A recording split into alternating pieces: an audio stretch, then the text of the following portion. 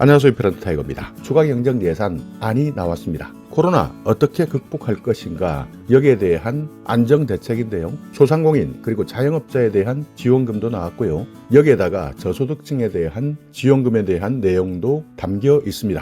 5월 12일 오후 또는 5월 13일 발표될 예정인데요. 제가 먼저 자료를 입수했습니다. 그렇기 때문에 내편TV를 구독하고 계시는 분들 또는 내편TV를 시청하시는 분들은 조금이라도 더, 그러니까 하루 더 또는 몇 시간이라도 더 빨리 이런 내용, 이런 정보를 접할 수 있습니다. 자, 여기 자료를 한번 보시면요. 이 자료 추가 경정 예산 의결 국무회의 직후 관계부처 합동 브리핑 시점, 그러니까 5월 12일 오후 4시 30분부터 보도해 주시기 바랍니다 라고 하면서 엠바고를 걸고 있습니다. 그러니까 전 언론에서 5월 12일 오후 4시 30분 이후에 보도해달라, 그러니까 그 전까지는 보도하지 마라, 이렇게 알리고 있는데요. 내편TV를 시청하시는 분들은 조금이라도 더 필요한 정보, 내가 알고 있으면 도움이 되는 정보를 먼저 알 수 있다, 이렇게 생각하시면 됩니다. 자, 추가 경정 예산안, 그러니까 결정된 것은 아닙니다. 왜냐하면요, 이 내용을 정부에서 안으로 제출하고 이것을 국회에서 논의를 거친 다음 국회에서 최종 논의된 내용을 국무회의를 통해서 결정하는 것이기 때문에 현재까지는 추가 경정 예산안이다. 하지만 이렇게 될 가능성이 높다. 왜냐하면 대부분 민생과 관련된 내용이기 때문에 앞으로 선거도 남아있고요.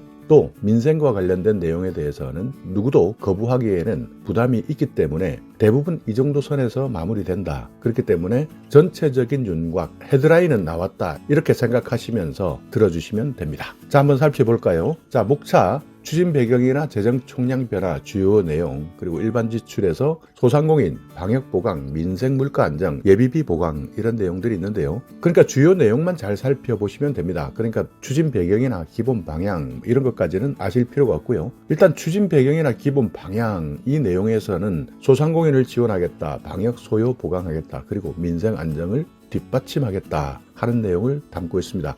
그러니까 소상공인 손실보상, 여기에 대해서는 많이 들어보셨고요.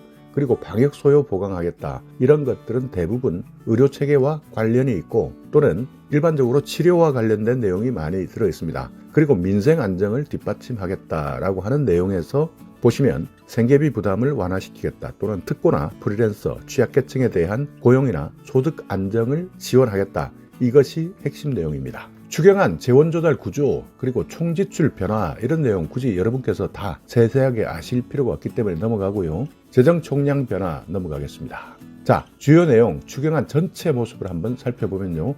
일반 지출, 그러니까 이번에 얼마만큼 추경해서 예산을 지원하느냐 하는 내용인데요. 36조 4천억입니다. 그러니까 전체 규모 59조 4천억, 이 내용은 아실 필요가 없이 이번에 추경 들어가는 내용, 얼마만큼 예산을 담고 있느냐, 이 내용은 36조 4천억이다. 그렇기 때문에 첫 번째 소상공인 지원 26조 3천억 이렇게 나와 있는데요. 손실보전금 600에서 1000만 원 맞춤형으로 지원하겠다 하는 내용 담고 있고요. 소상공인 손실보상 제도 개선에 1조 5천억, 금융지원도 있고 재기나 자생력 강화 지원 사업도 있습니다. 방역보강 6조 1천억이고요. 민생물가 안정, 여기에 취약계층 긴급생활 안정지원, 그러니까 긴급생활지원금이 있고요. 금융지원도 있습니다.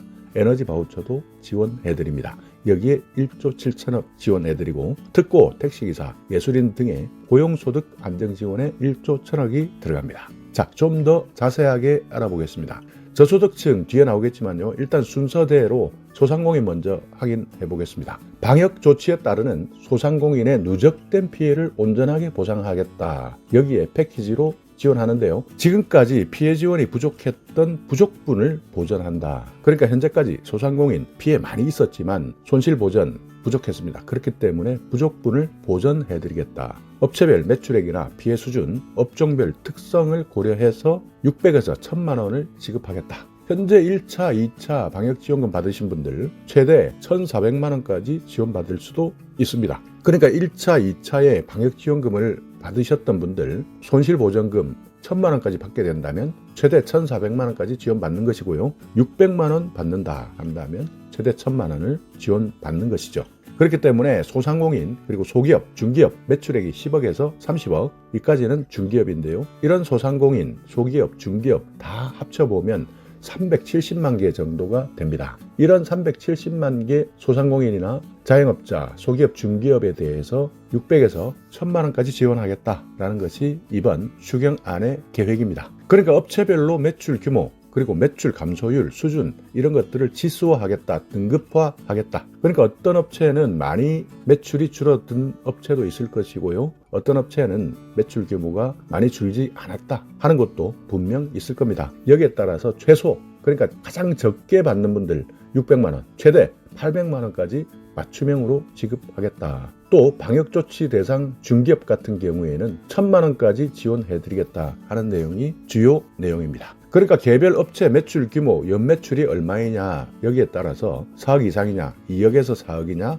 또는 2억 미만이냐 이 내용을 모두 확인하면서요. 기본적으로 600만 원은 지원해드리고 2억 미만일 경우에는 기본적으로 600만 원 지원해드리고요. 2억에서 4억은 700만 원 또는 600만 원, 4억 이상일 경우에는 800만 원에서 600만 원까지 지원해드린다. 지원 대상 업체는 370만 개의 업종, 그만큼 많다. 이렇게 생각하시면 됩니다. 긴급 금융지원 그리고 채무관리, 그러니까 많은 소상공인들에게 대환대출이나 채무조정을 해드리겠다 하는 것들, 이런 내용들도 나와 있는데요. 필요하신 분들은 이 내용을 한번 검색해 보시고 찾아보셔서 신청하시기 바라겠습니다. 자, 방역보강 이 내용 설명하자면 길기 때문에 넘어가도록 하겠습니다. 그리고 민생물가 안정 많이 궁금하신 분들, 자, 한번 살펴보겠습니다. 저소득 취약계층의 생활 안정을 위해서 한시적으로 긴급생활지원금을 지급하겠다. 에너지 바우처를 확대하겠다. 취약계층의 금융지원, 3종 패키지 종합지원하겠다. 이런 내용들을 담고 있고요. 특고 택시기사 예술인 최대 200만 원 고용소득안정지원금을 지급하겠다. 생활물가 안정을 위해서는 농축수산물, 가공식품, 생산부담, 경감사업을 지원하겠다. 그 외 산불 피해 지역 신속복구, 재난 대응 인프라 보강 지원, 이런 내용들이 민생물가 안정 대책에 들어가 있습니다. 자, 한번 살펴볼까요? 긴급생활지원금, 저소득층 실질 구매력 뒷받침을 위해서 1조 원 규모의 가구당 최대 100만 원 생활안정지원금을 지급하겠다. 지난번 영상에서 논의되었던 내용 제가 한번 알려드렸는데요. 2인 가구 같은 경우에 20만 원 정도 지원한다. 이렇게 알려졌는데 최대 100만 원, 그러니까 4인 가구 같은 경우에 최대 100만 원까지 지원받을 수 있습니다. 생계급여나 의료급여를 받고 계시는 기초생활수급자 100만 원에, 그리고 주거급여, 교육급여, 차상위 한부모 가정 같은 경우에는 75만 원, 4인 가구 기준입니다. 75만 원을 지급받을 수 있도록 발표했습니다. 그러니까 생계나 의료급여 같은 경우에는 한 사람당 20만 원 정도 지급받는다 이렇게 생각하시면 되고요. 주거급여, 교육급여, 차상위 한부모 이분들은 75만 원, 4인 가구 75만 원이기 때문에 가구수가 적은 가구는 어느 정도 이 부분에서 나누기 가구원 이렇게 해보시면 어느 정도 지원받겠다라는 것이 나올 텐데요. 대부분 주거나 교육, 차상위나 한부모 같은 경우에는 20만 원은 되지 않지만 15만 원 이상은 받을 수 있다. 한 사람당 15만 원 이상은 지급받는다. 긴급생활지원금 받을 수 있다 생각하시면 됩니다. 그리고 금융지원도 있는데요. 저소득 서민이나 청년, 대학생, 취약계층을 대상으로 20조 원 이상의 금융지원 3종 패키지를 공급합니다.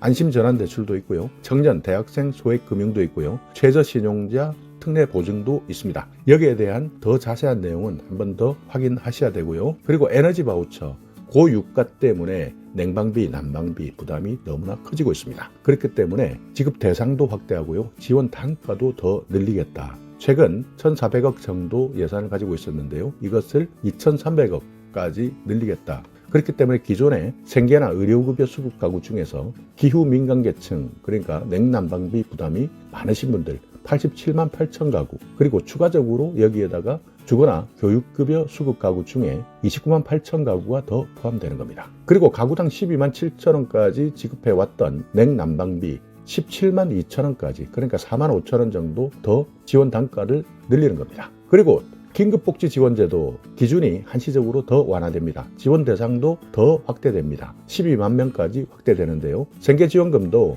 131만 원에서 154만 원, 그러니까 4인 가구 기준인데요. 이렇게 23만 원 정도 더 인상됩니다. 또 지금까지 긴급복지지원제도를 신청하기 위한 여러 가지 재산 기준, 소득 기준이 있었는데요. 주거용 재산에 대한 공제도 신설하고요. 금융재산 기준도 상향합니다. 그렇기 때문에 지금까지 재산 기준 때문에 또는 소득 기준 때문에 긴급복지 지원하지 못하신 분들이라면 꼼꼼히 한 번 더 챙겨보셔서 내가 어디에 살고 있느냐, 대도시냐 또는 내 통장에 얼마만큼의 금융재산이 있느냐 이것 때문에 지원하지 못했다면 한 번 더 확인하셔야 되고요. 병사급식비 인상되고요. 근로장학금 지원을 늘립니다. 그리고 기초연금 현재 30만 7,500원까지 지원하는데요. 이 부분에 대해서도 앞으로 더 늘릴 예정입니다. 현재까지 발표된 내용을 종합해보면 40만 원까지 기초연금 올리겠다라고 하는데 실질적으로 언제부터 올릴지에 대해서는 아직까지 발표되지 않았습니다. 자, 특고, 프리랜서, 고용,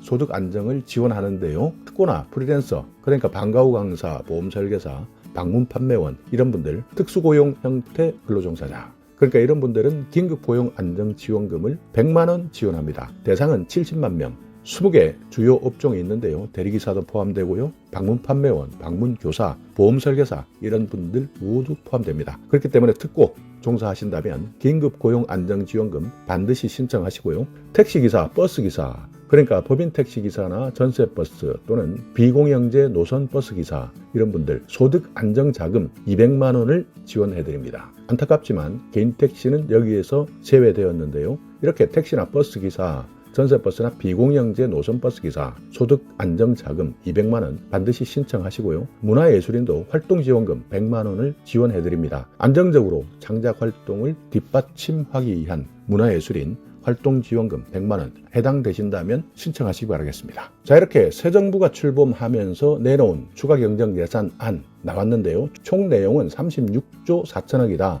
여기에는 소상공인에 대한 지원, 그리고 방역보강, 민생물가 안정, 그러니까 취약계층에 대한 긴급생활 안정지원금이나 특고나 택시기사, 예술인 같은 고용 소득 안정지원금을 어떻게 지원해주겠다 하는 내용들을 담고 있다. 이 내용이 국무회의에 상정될 것이다. 그리고 국회를 통과하게 되면 조정되면서 결국 통과하게 되면 5월 이내에, 그러니까 5월 안에 많은 소상공인이나 취약계층에 대한 긴급생활지원금을 지원받을 수 있다. 그렇기 때문에 내가 앞으로 생활계획 어떻게 짜고 있느냐 한 번 더 확인해 보시고 이런 정보 잘 활용하셔서 힘든 코로나 시국에서 더욱더 슬기롭게 헤쳐나가시기 바라겠습니다.